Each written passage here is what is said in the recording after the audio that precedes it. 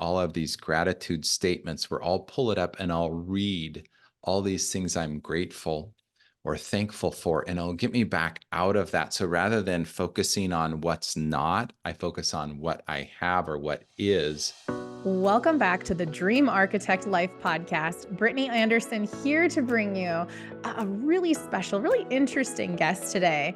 So the gentleman I'm going to introduce, beginning his career as a dentist after being elected into the National Dental Honor Society, the Omicron Kappa Upsilon, Dr. Kevin Kremer has dedicated the last 20 plus years to providing the Chico community with exceptional dental care, specializing in full mouth, cosmetic, and implant dentistry.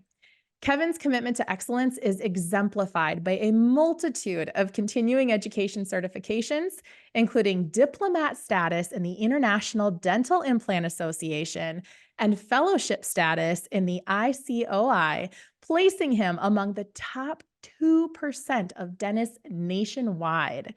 As an entrepreneurial second-generation dentist, Kevin has successfully completed 8 mergers and acquisitions. I think we got some stuff to learn from him. Driven by his passion for leadership and impact, Kevin takes pride in coaching and mentoring other doctors and businesses through the Kremer Leadership Institute. He's a speaker, an advisor, and a mentor. The vision of Kremer Leadership Institute is to provide knowledge, leadership, and inspiration to help dentists grow and achieve new levels of excellence. Kevin, welcome to the show. Thanks, Brittany. Thanks for having me. It's nice to be here. I am so grateful to have you here. And I know we gave kind of the formal, fancy introduction, but I would love straight from the horse's mouth to hear what got you to this point. What got you from dentistry to leadership to mentorship, everything that we just heard about. Well, to be honest, it's a little awkward to hear that, and it's never, I don't love when people are, self-proclamation. But you get to a stage in your career and you just want to help people. I think it gets to this point where not only do you start to collaborate more, but you start to ask, how can I contribute? How can I give back? And I think that's what it comes down to. Yeah, that give back is huge. And I know behind the scenes, you may or may not have a higher level of contribution through a book that you're about to release. So can you talk a little bit about what's been brewing and how you're contributing there? Yeah. As we go through our career and we kind of learn tricks and tools of the trade, if you will, and we know that success leaves clues, right? So I think looking back on, okay, certain things we did, certain thoughts, certain habits, certain behaviors contributed to our level of success. It's like, okay, you get to a point where maybe common sense isn't always so common. So it's like, how can we help empower people and help share that? And in today's day, sometimes we can get a mindset that certain people might say, oh, I just want a handout. I deserve this, as opposed to owning things. So, or taking accountability for our actions. So this book I'm writing is about having that ownership mindset or that growth mindset. It's called quantum accountability, meaning if we're going to see results and success in life, we have to be accountable and know that it's up to us to make those things happen. Mm. A big theme of this podcast, Kevin, is we talk a lot about mindset. And there's this notion of where money and mindset meet. We are very fortunate where we've been able to work with a lot of business owners, a lot of people who have had great careers and great contribution in their lifetime. And now they're kind of looking at this, what's next, this next chapter. So can you talk a little bit, because you talked mindset. I would just be curious on your personal take. How do you think mindset impacts money or wealth, and how wealth maybe impacts mindset? Let's just put it wide open and wide out there. I mean, that's huge. I mean, that's kind of the foundation in the awareness I like to present to people. Is it starts with your mindset. So it goes back to, if our mindset is our thoughts, okay, it's what Yep. we think about, and every creator, every entrepreneur, every person, we take those thoughts and we mentally digest those and process those, and then we turn those into things or the physical reality. So the concept that thoughts become things. So our mindset has a huge impact on our financial success. And it's funny because, you know, we all come from a different stage in life, and so we grow up with various mentors. And if in life we are who our mentors are and coaches are and who our peer group is, if those are the two biggest influencers, then sometimes our mentors, our parents, for example, they may love us, but sometimes we develop some maybe bad habits or bad thought processes. So we'll see that in society where, you know, they talk about being filthy rich or a dirty rotten scoundrel, or, you know, so these terms that have negative connotations. And one of my favorite ones is because I'm in an area where agriculture is big, and particularly growing things on trees. So walnuts and almonds. And so I love the statement like, oh, well, money doesn't grow on trees. You know, people used to say that. And I jokingly say, well, actually it does in my area, and the farmers can do quite well. So, um, point is, if money is a non-physical exchange of value, then the more value we provide and contribute to the world, then the more recompense that we can receive. So it's a good That thing.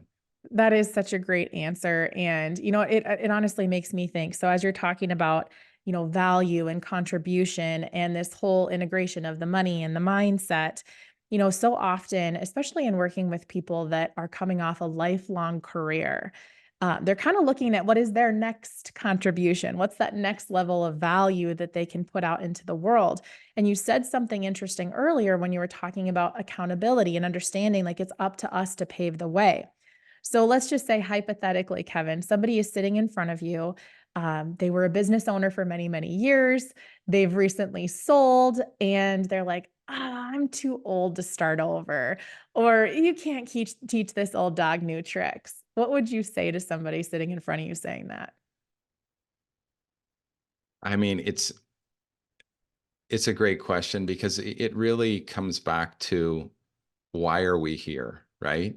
Mhm. Why are we here on earth, or what's our sense of purpose? And you and I like to say we are spiritual beings having a human experience. And if we're having this experience, then we're obviously here to relate and interact with other humans. So there's no right answer. We can do whatever we want. And so you can see scenarios where somebody works their whole life and they don't really enjoy it and have this sense of purpose. And then they retire and they're waiting for those golden years, as we used to say, right?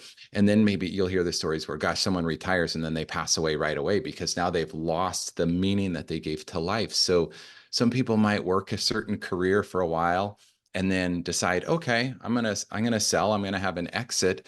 And then after some months or years might decide, hey, I'm ready to do something else. Or I'm ready to get involved again. Or some people might decide they're never going to retire because they enjoy it so much. So, I mean, there's no right answers, but I do have people who are further along in their career that will come to me and ask those questions. Well, what do I do now?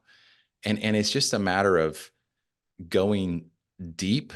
You know, I love the John Mayer song. It's like, am I living it right? You know, so it goes back to, what's your why? What's your purpose, and why, you know, what fills you up?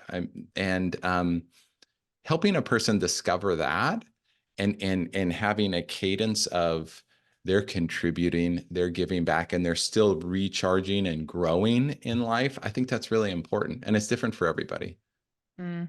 You know, I think that's so true. And you know, there is this level of contribution that I think certain people really feel called towards. And then there's others who you know, it can be a struggle. It can be really, really hard to you referenced there's statistics around for some people if they don't understand what their why is and what that next level of value is that they're set to provide into the world. There's kind of scary statistics that actually show mortality rates and things like that that can happen when you lose that sense of purpose. Hey, Brittany here. In case you hadn't heard, our latest book, Dream Architecture, is available for the taking. Think about it like this. What is your biggest, wildest dream of what retirement could look like? not the dream that your friends have, or your parents maybe had, or your coworkers. Your best dream, the unreasonable one, the one that you might have trouble admitting even to yourself. So that is what the Dream Architecture book is about. Hop on over to dreamarchitecturebook.com so you can start dreaming big today. So, Kevin, I would be curious, out of the people that you've supported and the different business owners that you have been able to mentor and help and shape, where is some place that you feel people are getting in their own way? Where are they blocking themselves? Oh gosh, I mean, we all have blockages or blind spots. And depending on where we are in our career and what we're doing, that can manifest in a lot of different ways. And so if we can just help a person see where those are for them and teach them to get out of their own way or kind of trust the process of a little bit of letting go, um, that can be really beneficial. So it's finding that balance between paving the path and really taking massive action and then knowing when to like almost submit and let go to the process and trust. I don't know, the word that sometimes if you're a religious person is comes up as having a sense of faith that, you know, everything's going to be all right. And um, we can take massive action, we can make mistakes, and if it doesn't work out, that's okay. So does that answer your question? Does that help?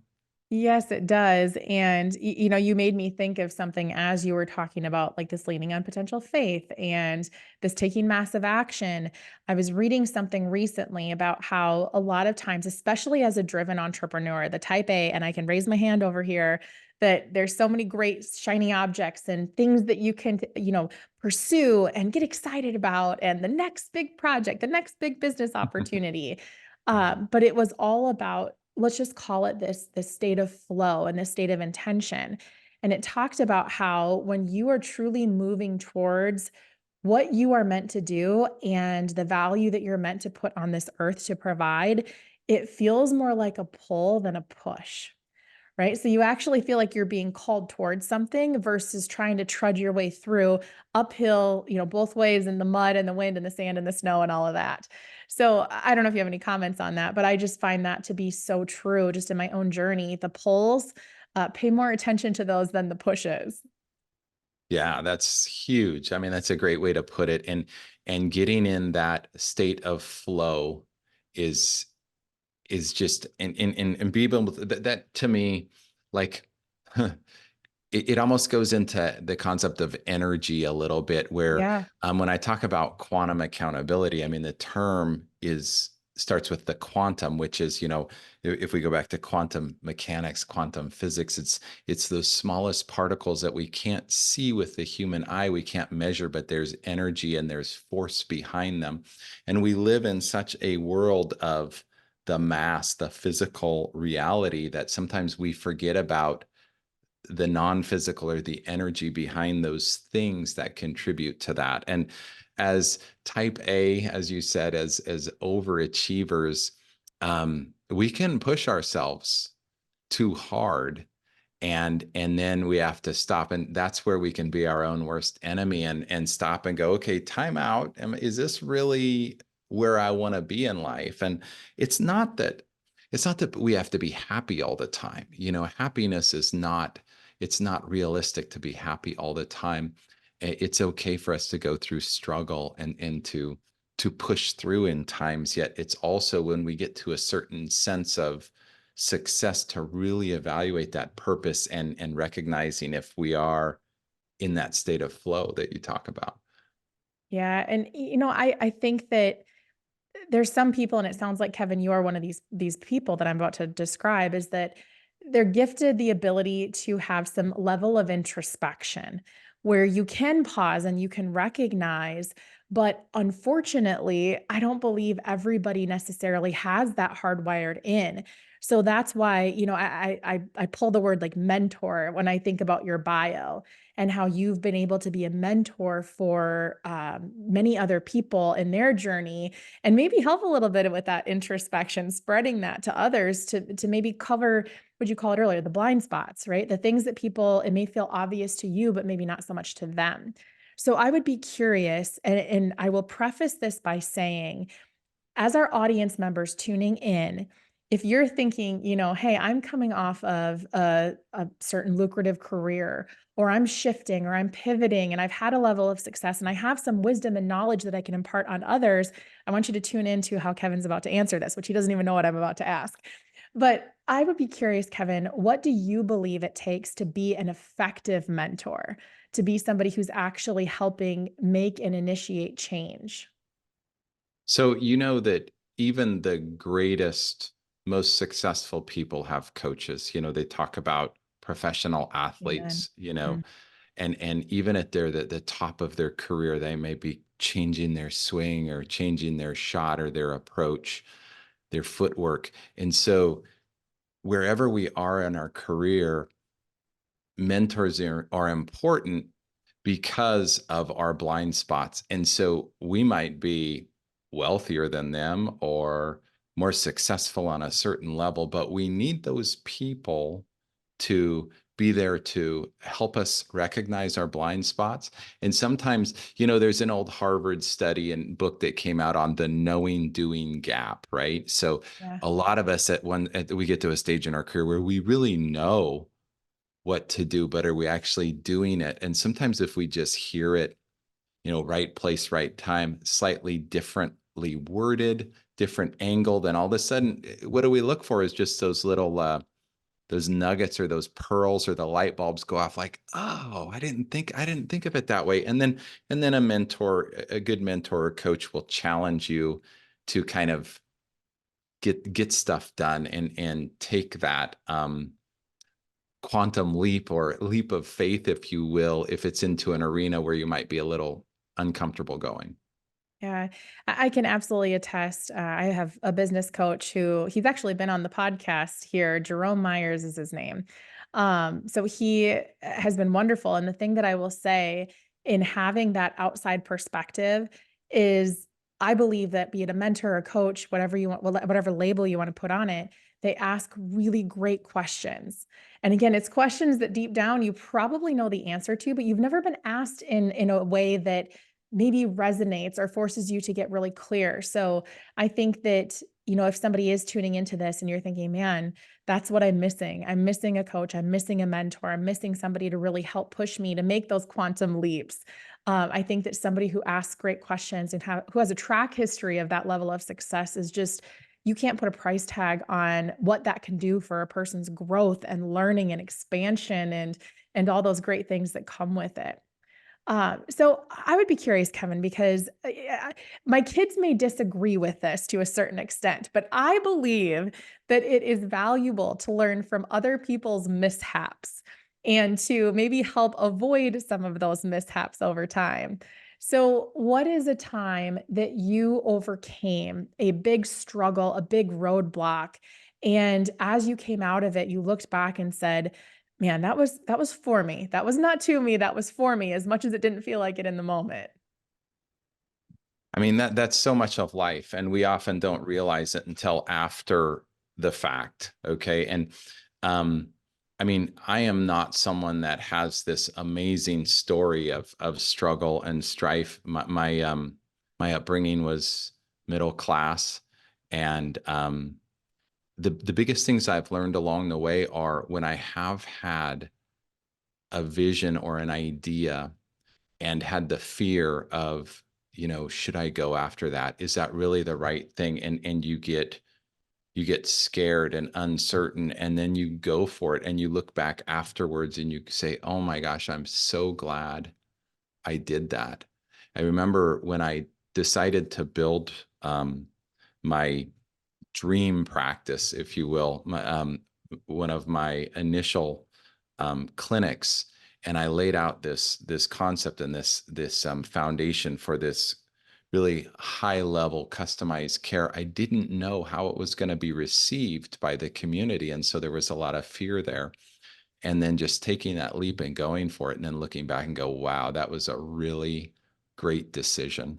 So those to me have been the biggest things, is just overcoming that, the fear of the unknown. right? And so that's where you work with people where success leaves clues, and with mentors that can help you with that. Just go for it, you know? Mm. I mean, the worst thing that you have to be concerned about is failure, and failure is just a stepping stone to the next success, right?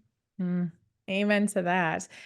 So I would be curious, Kevin, actually, you bring up an interesting point. You got to this point in your business where you were ready to, kind of shift directions, get a little bit more specialized, go all in one path. What helped shape that decision for you? Like, why did you go that route? It all comes back to contribution, and how can I have a bigger impact, um, in my world. I'm one person in one town and in a state, and how can I have an impact? And so it started with me being impactful in my service industry, and then other people wanted to be a part of that, so started adding associates and partners and growing the bricks and mortar concept. And then, going back to dental school, Brittany, I almost dropped out, because I've always been a deep thinker, and I was always interested in philosophy, and was always reading like really, deep philosophical and spiritual books. And I'm like, is this really the right way to go? And I found meaning in the giving and contributing to my patients, and then to our community by growing, and my team members. And then I think, like you mentioned earlier, that introspection, maybe having that deep thinking and really stopping and pausing and saying, okay, am I in alignment with my ideal self, or my higher self, of who the best version of me that I can be in this human experience? Mm. It's a little interesting, Kevin, because literally as you were talking, the words that flashed in my mind were value alignment. So it's almost as if you read my mind of what my follow up to this would be as you used the word alignment as it was popping in my head. It seems like in your journey that there were so many different times where you really came back to yourself and had to look at, am I still aligned with what my values are? Is that still what I want? Have my values remained the same? So can you give some comment on value alignment? How do you stay true to yourself? And maybe as a follow-up to that, how do you help others do the same? Yeah, I actually talk about that in the book coming out, and I talked about it at a virtual class I did recently, and it's essentially goes back to like Benjamin Franklin. And Yeah. as we all know, as business people, we know that, what gets measured gets done. And we know about scorecards and measurements and KPIs, metrics, whatever you want to call it, is that if we track things, we can monitor, get a gauge on them, and then have a way of seeing improvement over time. Well, Ben Franklin had a virtues tracker, right? And so you don't have to track just numbers or dollar signs. You can track your level of, I mean, I've got them on my wall: Ben Franklin's virtues: frugality, resolution, order, silence, temperance. So you can choose what are those values or virtues that are important to you. And then how could I monitor and measure those through my daily activities in my personal life? Mm. And I think that so for one, I think there's so much gold to that. And um, it can be really easy when you are chasing that proverbial success or that next level of value or, whatever, insert whatever term you want. When you're chasing that next thing, if you don't have that solid understanding of what you're actually doing this all for and what's truly meaningful to you, it can be really easy to look around and find yourself in a scenario where you're like, how the heck did I end up here? How do I have all this on my plate? Where am I going? What am I doing? Who am I even? And then that's where my belief is that existential crisis can come in where people end up just getting out of all of it because it's just too much. And really, if we would have had these moments of pause, of reflection, and of that recalculation or calibration of value alignment, a lot of pain could be solved and a lot of heartache could be solved for. So, I want to push on a notion that you brought up before, because you made the comment about how you don't always have to be happy. You don't always have to be, the positive ray of sunshine, and it's okay to feel wherever you are. So, I would love for our audience members a few key takeaways. Like when you are feeling down or discouraged, when life feels like it's a little bit much, things are frustrating, whatever that is, what are some things that you do to kind of come out of that and bring yourself back to that ray of optimism? Yeah.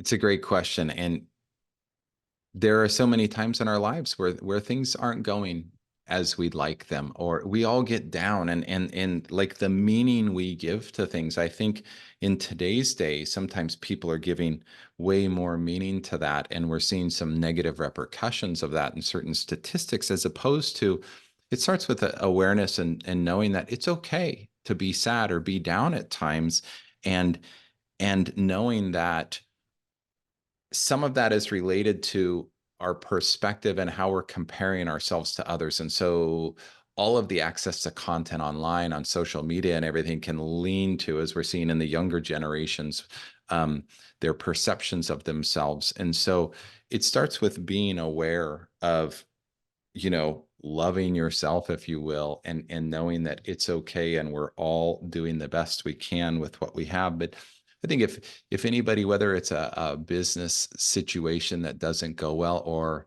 if you've got kids, um, most everybody out there is at a time where they've thought, like, they've worried about their kid, like, oh my gosh, what if this? I mean, because raising kids is quite an interesting journey. That's not always happiness, right? So what I find really helpful in when things get down is success comes from a state of gratitude.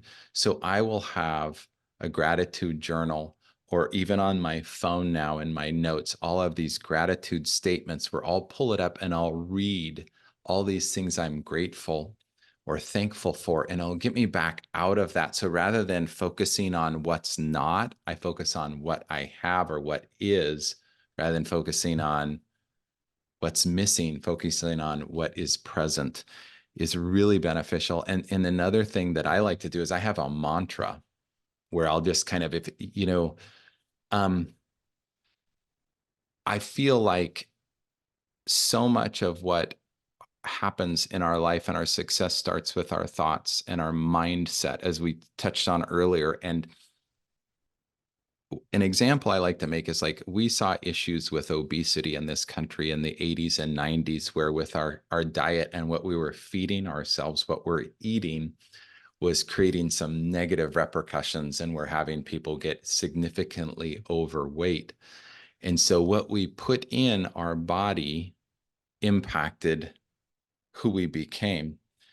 I will argue that we're going into a state, and we're currently in a stage right now in the 2020s and 2030s of what I would like to call mental obesity, where with AI coming out, with streaming content, with social media, we are inundated with so much information that I think it's important for us to be aware, put filters on, and go, wait a second, what am I feeding my mind? So not only just our thoughts, but the external influences that we're letting in can have a huge impact. So what I'm feeding my mind will impact what I'm thinking about. And when that goes negative, I'll start saying my little mantra of positivity to bring me back up. And as we know in business and success, if we're going down the wrong direction, the sooner we take action, whether it's the right or wrong thing, and we course correct, the faster we're going to see a different result, which potentially could be the right result. So it's the same with negative thoughts. That if we can come up with behavioral patterns where we can quickly course correct and get to us back to a positive state, then we can be happier a lot more of the time. Yeah. You bring up some wonderful points there. And couldn't agree more on the notion of what we feed our minds is really where our focus and our attention goes. And, I know we've had client conversations before where a client has said, you turn on the news and regardless of what station you turn it on, how do you know what is true anymore? And now with AI and everything coming out there, I mean, there's a lot of question marks I think that will remain in people's minds. And that's why we are huge advocates of focusing on what you can control. Right? We can't control what the news media is putting out, what the global economists are saying or not saying, or what politicians are saying or not doing or doing. But what we can control is what we feed our minds and who we put ourselves around. I think there's so much to be said about that. And we talk all the time on here about the whole notion. I think it's Jim Rohn. You're the product of the 5 people that you spend the most time with. And there's so much.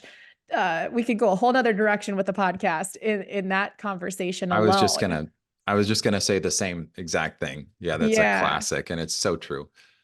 It really is. So, Kevin, before I ask my last couple questions here, if somebody wants to get a hold of you to maybe get on an early release list for your book or just get more details about how you do, who you are, how you serve, how can they go about doing that? Yeah, they can actually go to my website, which is kevinkremer.com. It's KevinKremer.com. Awesome. So we will make sure that goes into the show notes. So Kevin, because this is the Dream Architect Life podcast after all, I would love to know what is one big dream or aspiration that you personally have for your future? It's to leave a lasting legacy of contribution and positivity to the world. I'm an optimist, and I think the world needs positive energy all the time, and a message of hope, and that there's always opportunity out there for people who are looking for ways to help others and to contribute to the world. So Mm. That's beautiful. And, you made me think about, I recently did an interview with a gentleman named Brian Neal. He's the founder of Blind Zebra. He's an NFL ref, which is where the Blind Zebra name came from. So he does sales training. But we had this deep conversation towards the end of the podcast about energy. And basically, do you believe it to be true? Do you believe that energy is actually something like tangibly that exists? And I said, I gave the example of how if you're ever questioning the notion of energy, and if you're tuning into this as a listener, we've heard Kevin and I talk multiple times today already about energy and this notion. I go back to when you get goosebumps, when somebody says something, does something, and you're like, wow, like I felt that. That's energy. And so something as small as that, I think people can relate to because everybody has had some sort of experience like that. Or maybe on the flip side, you're walking through, I'll use myself, you're walking through like an airport parking lot by yourself in the dark after a long flight, and you get the little prickles on the back of your neck, and you're like, I got to have my antennas up to something. This maybe isn't a great spot or whatever. So again, energy, not the good kind, but it's just energy. So I think because you've mentioned that so many times, Kevin, and I'm such a big believer in that as well, that's just something I want to call out, that it's real. And what we're talking about here is absolutely it's tangible. You can feel. So I don't know if you have any more comments on that. I think it's a major component, and it's hard to quantify because we live in this physical reality. So it's hard to say. If we say, if we get into the quantum physics of it and we get on the particulate size and we say, what percentage of things is actually open space and energy as opposed to physical matter. But the important thing, I think, in success is knowing that the thoughts we have, the mindset, our virtues, our decisions, those are non-physical things that form in our head, that we then choose what we want to think and what we want to take action on. And then we take action on that. We live our life in this, on what car we're going to drive, what business we're going to have, what partners who we're going to work with, and all of that. And all of that is, as a result of that, determines the level of abundance we have in life. And so it's a bit of, in that quantum accountability, or what we think, we're defining and laying the foundation for who we are as a person, and then we take action, what we do then determines what we have. And that level of abundance gives us feelings, which are biochemical and energy of, I'm happy, I'm in a state of joy. And so that is kind of what I would say is the harmony, where when your thoughts, actions, and your feelings are all aligned and you're in harmony, that would go to that energy is in that state of flow that you talked about. Does that Mm. make sense? It does. And I think that's actually a great example. It's actually one of the best explanations that I've heard, actually, that whole chain of events. So I think that was wonderfully stated. So, Kevin, my last question is, what didn't I ask you that I should have? What did I leave on the table here? Well, I think what you've done, Brittany, with the Dream Architect is pretty impressive. So I commend you for that. And it's clear that you and Brian are giving back to the world and empowering so many people that it's great to continue to speak and interact with people like yourself. Well, thank you. And I know Mr. Sweet is tuning into this, so he will absolutely love that as well. It is all about contribution and really helping people, think even bigger and more expansive in nature. And you have absolutely contributed to that today, Kevin. So thank you for your time with us today. It's greatly appreciated. And it's my pleasure. And, my email is kevin@kremerleadership.com. And I'm always open to help if anyone has any questions. I'm here. I'm more than happy to converse, help, and give feedback. Awesome. That is such a gift. That wraps up today's episode of the Dream Architect Life podcast. If you liked what you heard here, be sure to share it with a friend, pass on the value, and throw us a like so that you are the first to know when every new episode drops. We will catch you right back here next time.